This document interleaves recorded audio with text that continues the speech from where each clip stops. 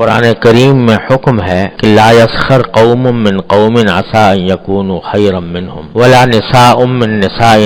عسى ان يكن خيرا منهن۔ کوئی جماعت کسی دوسری جماعت کے ساتھ ٹھٹا نہ کرے، شاید وہ اللہ کے نزدیک اس سے بہتر ہو، اور عورتیں عورتوں سے تمسخر نہ کریں، شاید وہ ان سے بہتر ہوں۔ تمسخر کے معنی یہ ہے کہ کسی کی اہانت اور تحقیر اور اس کے عیب کا اظہار اس طرح کیا جائے جس سے لوگ ہنسیں یا دل لگی کریں، جس سے دوسرے کو ایذا پہنچے۔ اس میں بہت سی صورتیں داخل ہیں، مثلا کسی کے چلنے پھرنے، اٹھنے بیٹھنے، بولنے، ہنسنے وغیرہ کی نقل اتارنا، یا قد و قامت، شکل و صورت کی نقل اتارنا، اس کے کسی قول و فعل پر ہنسنا، آنکھ یا ہاتھ پیر کے اشارے سے اس کے عیب کا اظہار کرنا۔ رسول اللہ صلی اللہ علیہ وسلم نے فرمایا کہ جو لوگ دوسرے لوگوں کا مذاق اڑاتے ہیں،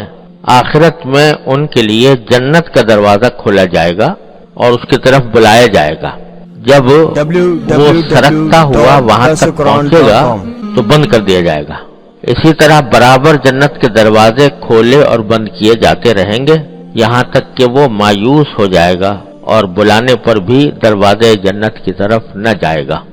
ایک اور حدیث میں ہے کہ ایک شخص کی ریح صادر ہو گئی، لوگ ہنسنے لگے تو رسول اللہ صلی اللہ علیہ وسلم نے خطبے میں اس پر تنبیہ فرمائی اور فرمایا کہ جو کام تم سب خود بھی کرتے ہو اس سے کیوں ہنستے ہو؟ بعض لوگ ناواقفیت یا غفلت سے تمسخر کو مذاق میں داخل سمجھ کر اس میں مبتلا ہو جاتے ہیں، حالانکہ دونوں میں بڑا فرق ہے۔ مزاح جائز جو آن حضرت صلی اللہ علیہ وسلم سے ثابت ہے، اس کی شرط یہ ہے کہ اس میں کوئی بات خلاف واقعہ زبان سے نہ نکلے اور کسی کی دل آزاری بھی نہ ہو، اور وہ بھی مشغلہ اور عادت نہ بنے، کبھی کبھی اتفاقاً ہو جائے۔ اور جس تمسخر میں مخاطب کی دل آزاری یقینی ہے وہ باجماع حرام ہے، اس کو مزاح جائز میں داخل سمجھنا گناہ بھی ہے اور جہالت۔ سوشل میڈیا پر سب سے قدیم اور سب سے ریلائبل برانڈ درسقرآن.com